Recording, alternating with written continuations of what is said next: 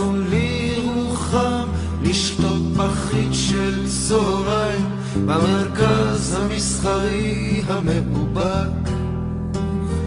התענוג מתחיל בהליכה איטית שקולה ומדודה כמו טורבו מאובק. השרירים החרודים מהנסיעה הארוכה משתחררים בתענוג בכל הגוף, מסתרגים ומתמתחים ונעשים קשוחים ברוח שמצליף אבק וחום על הפרצוף. כל העניין הוא לשתות משהו קר בלב מדבר.